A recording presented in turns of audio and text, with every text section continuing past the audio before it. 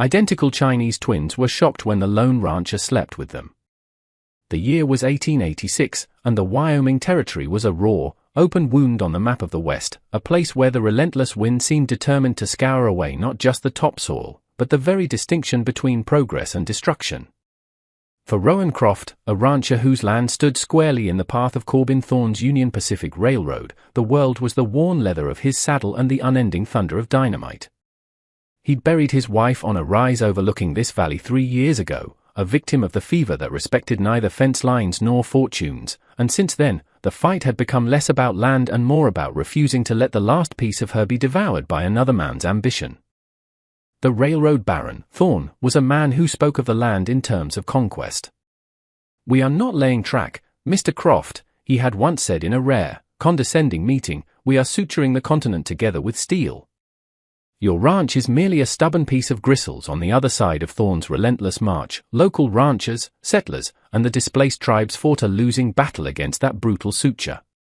Caught in the crushing middle were the Chinese laborers, brought in by the thousands to blast through granite and lay the track, then discarded like broken tools when the work was done or their bodies gave out. They were ghosts in their own lives, hated by the white settlers as a foreign menace and exploited by the employers who saw them as cheaper than mules. Fong, the unforgiving leader of the local Tong, had ordered his people to resist. To vanish into the hills, to become shadows with knives, to fight to the last.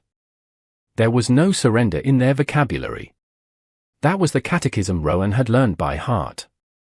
So when he and his men stumbled upon a hidden encampment in the abandoned silver mine north of his property, they expected only 2 outcomes: a final, desperate fight with hatchets and improvised weapons, or the grim silence of mass suicide, a horror whispered about in the bunkhouses. What they found instead was a handful of terrified, half-starved Chinese men and a small group of women, their traditional silk tunics tattered and stained with grime and rock dust. They had been cooks and laundresses for the railroad gangs, but the haunted look in their eyes told a more complicated story. Among them were 2 young women, identical twins named Lian and Mai. They couldn't have been more than 19, their faces such perfect mirror images that the rough men who found them momentarily paused, caught off guard by the uncanny symmetry and the squalor. Lian's face was a mask of stoic resolve, a stillness she had perfected to shield her younger sister.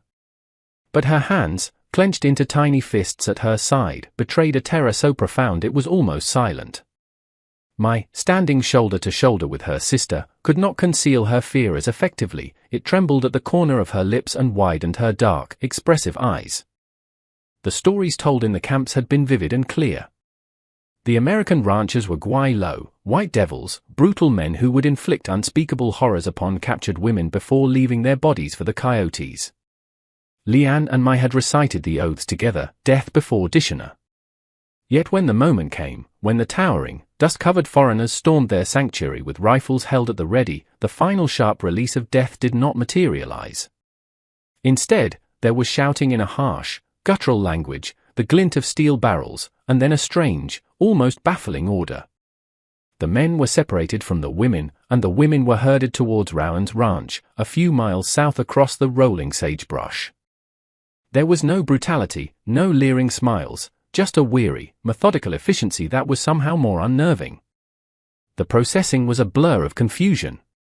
A grizzled old ranch hand named Harlan, his face a road map of sun and suspicion, briefly examined them for injuries with a brusque indifference.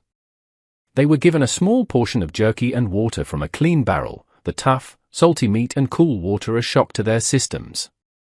Then they were led into a large, sturdy barn.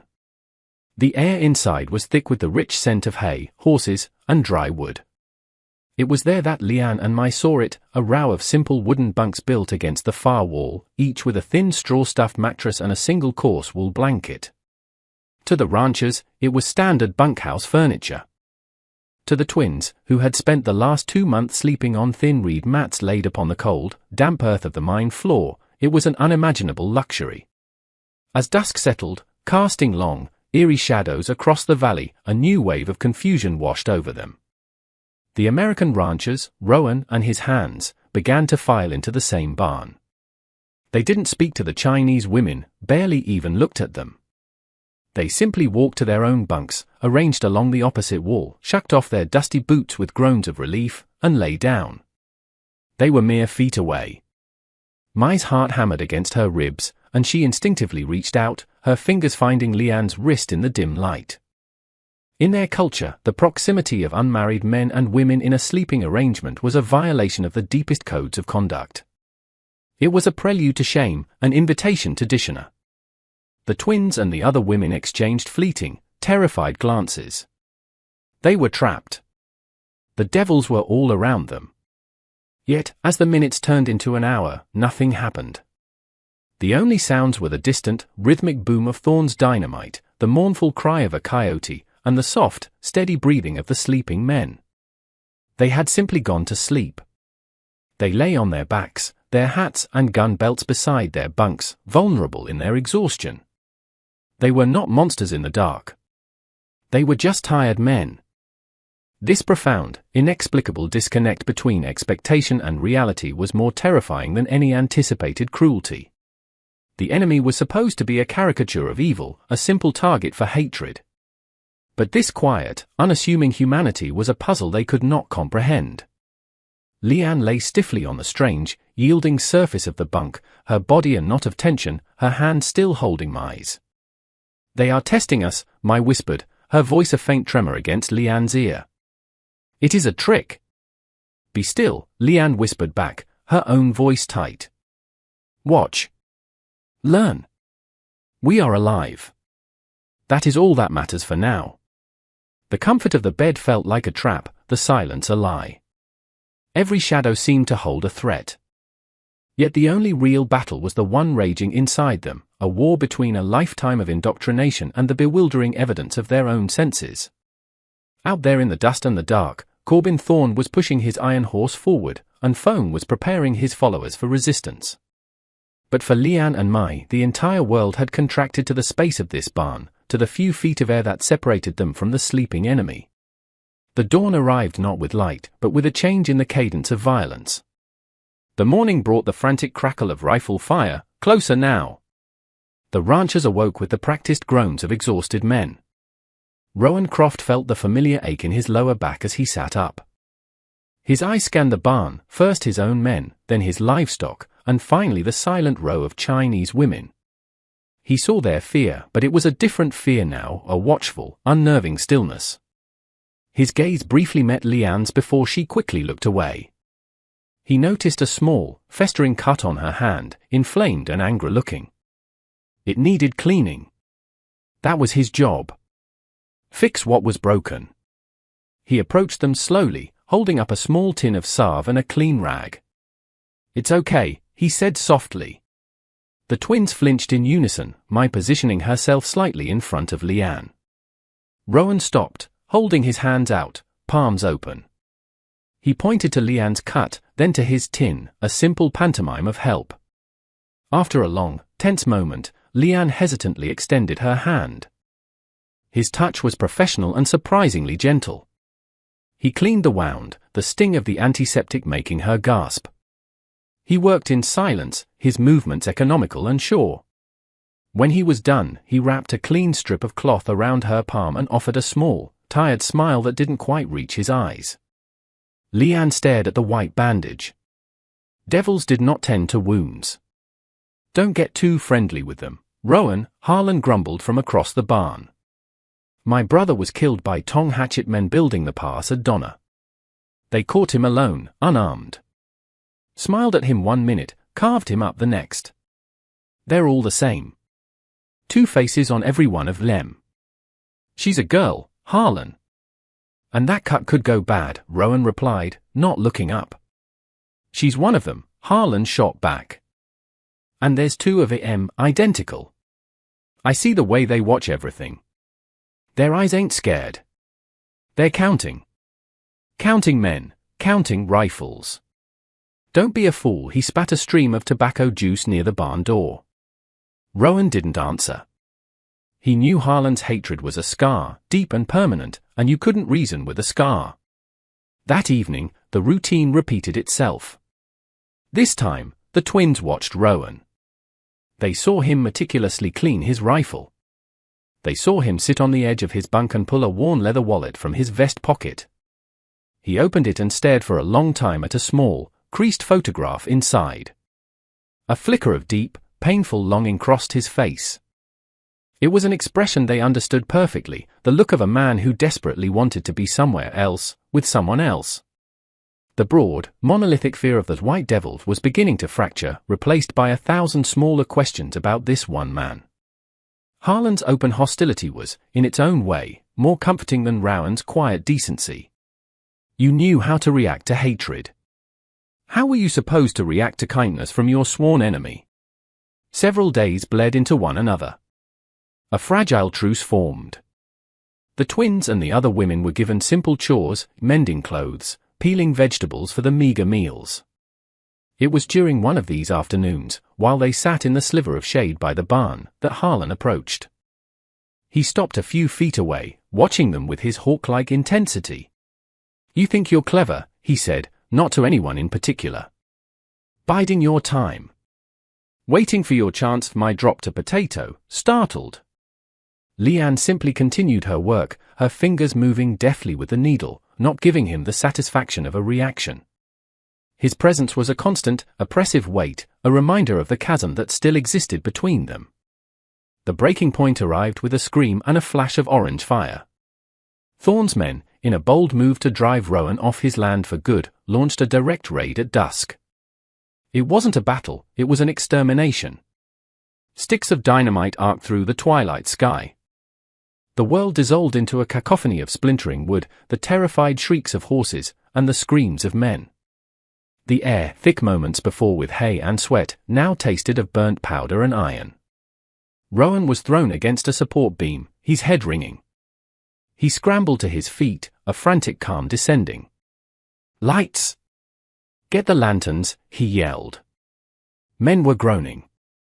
One ranch hand lay eerily still.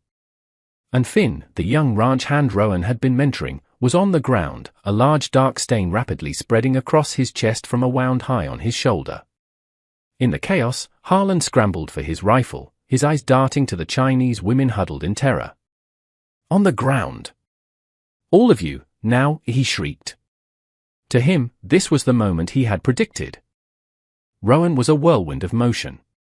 He saw Finn and knew it was bad. A wood splinter had acted like shrapnel, severing an artery. "I need pressure on Finn," he yelled. But the other able-bodied men were wounded, in shock, or returning fire. Harlan was too busy keeping his rifle aimed at the huddled women. Finn was bleeding out. Leanne and Mai saw it all. They saw Harlan's hate-filled face and Rowan's desperate one. They saw the pulsing wound, and Leanne knew he had only moments to live. The voice of foam screamed in her head. "The enemy is weak. This is your chance." Mai gripped her sister's arm, her knuckles white, her face a plea to stay hidden, to survive. But another image pushed through Leanne's panic, Rowan gently bandaging her hand. "I said stay down." Harlan bellowed at them. But Leanne was no longer listening. She pulled her arm from Mai's grasp and was moving. Scrambling on her hands and knees, she crossed the invisible line that divided the barn. She ignored Harlan's rifle and fell to her knees beside the dying young man. Without hesitating, she pressed the heel of her hand directly into the wound, pushing down with all her weight. The gush of hot blood soaked her hands and forearms. For a heartbeat, Mai was frozen in terror. Then, seeing her sister alone in the center of the chaos, she scrambled after her, falling to her knees on the other side of Finn, adding her own small hands to Leanne's, reinforcing the life-saving pressure. The raid ended as suddenly as it began. An unearthly silence descended. Rowan, having stabilized another man, turned and saw the scene. He froze. The identical Chinese girls were covered in an American rancher's blood, their faces masks of intense concentration. Harlan stood over them, his rifle lowered, his face a disbelieving wreck of confusion and shock. The lines were gone. There was no American side or Chinese side. There was only the living, the dying, and a single, impossible act of mercy. In the adrenaline-fueled aftermath, Leanne and Mai became Rowan's silent, efficient deputies. They worked in a synchronized tandem born of their shared life, their movements a fluid, unspoken language. Rowan would point, and one would bring a cloth while the other held a compress. Harlan simply stood, a ghost in his own drama, his conviction shattered. When the last of the wounded were made as comfortable as possible, the twins finally stood, their bodies trembling. They turned to rejoin the other Chinese women. But as they approached, the women shrank away. One of them whispered the word Hanjian, traitor. Their act of mercy was, to them, an act of ultimate betrayal. In saving an enemy's life, they had become outcasts. Rowan saw the exchange. He saw the crushing isolation descend on the twins. A few minutes later, he approached them with a bucket and a basin of clean water. He said nothing, simply set it down before them and walked away.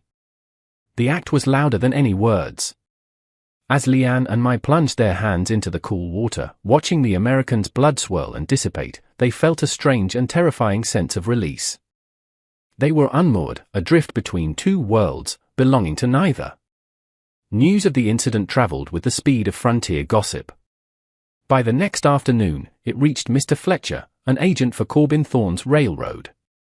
He arrived in a buggy that was conspicuously clean, his suit crisp, his eyes holding a polite but analytical sharpness. "Mr. Croft," Fletcher began, "I understand you have cooperative assets among the Chinese you're harboring." "They're cooks, Mr. Fletcher." "They just reacted," Rowan said defensively. Their reaction demonstrated a capacity for logical self-preservation, Fletcher countered smoothly. "That makes them valuable.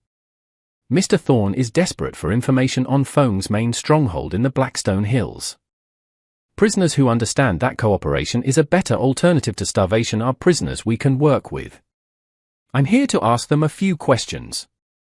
The interrogation took place in the main house. The twins sat side by side on a wooden chair. Rowan insisted on being present, standing by the door like a reluctant guard. Fletcher unrolled a topographical map. "We know Feng has a command post somewhere in this sector," he said, his finger tapping a grid of canyons. "You were with them, weren't you?" The twins stared at the map. They knew the place. To give it up would be the final, unforgivable act of betrayal. To refuse, what would this powerful man do? They looked at Rowan, who stood grim-faced, powerless. Fletcher leaned forward, his voice a confidential whisper. "Young Finn has a mother and 2 sisters. You saved their son and brother. Help us save more American sons. Help us end this conflict. Tell me where the stronghold is." The silence was a physical weight. The twins exchanged a fleeting, almost imperceptible glance. It was a silent consensus forged in the darkness of the barn and the chaos of the raid. It wasn't about choosing a side. It was about choosing a meaning for the blood that was on their hands. Leanne took a slow, steadying breath. "I cannot tell you about Feng's stronghold," she said, her voice a clear whisper. Fletcher's expression tightened, but Leanne continued. "But I can tell you something else. 2 days ago, I overheard a plan to attack a settler wagon train passing through Aspen Creek Pass." She pointed to a different spot on the map, miles away. "It is a trap meant to provoke the cavalry. And the ones sent to attack are not Tong fighters. They are simple laborers, old men and boys given old rifles, told to make a final stand. Your soldiers will think they are attacking Tong warriors. They will walk into a slaughter, for both sides." Fletcher stared at her, then at the map. The information was specific, tactical, and verifiable. It wasn't the prize he wanted, but preventing a massacre that would bring federal troops swarming into the territory was a significant victory for the railroad's public image. He studied their faces, seeing only a profound and weary sincerity. He gave a curt nod. "We will look into it." As Rowan walked the twins back to the barn, the other women turned their backs on them. Before he left, Rowan paused. "Why?" he asked. Leanne looked at the white cloth still faintly visible on her palm. "The men you fight, the Tong, they have chosen their path," she said softly. "Those old men and boys at the pass have not. You're Finn. He was not a ghost yet. There are enough ghosts in this valley. We did not want to make more." 2 days later, a cavalry patrol informed Rowan that they had intercepted the raid at Aspen Creek with minimal bloodshed. An anonymous tip had averted a massacre. His final sight of Lian and Mai was the next morning. A wagon had arrived to transfer them to a federal outpost in Cheyenne. They were being herded on with the others, still outcasts. They saw him standing by the ruined barn, and for a moment their eyes met across the dusty yard. He simply raised his hand in a small, almost imperceptible wave. They responded in unison with a slight bow of their heads, a gesture of profound, heartbreaking dignity. Then the wagon's canvas flap fell shut and they were gone. The fight for the valley raged on for another brutal year. Thorne's railroad went through. The war ended. Rowan rebuilt the barn, but the invisible line down the middle was gone forever. He went on, carrying the ghosts of the men he couldn't save, and the memory of the wife he'd buried on the hill. But in the quiet moments, through all the long years that followed, his mind would return to that barn in the dust. He would remember the quiet courage of two identical young women who, caught between two warring worlds, chose not to serve a cause, but to prevent a tragedy. They had not won a fight, but they had saved a piece of their shared humanity. And in the deafening silence after the last shot was fired, that small echo was the only victory that truly mattered.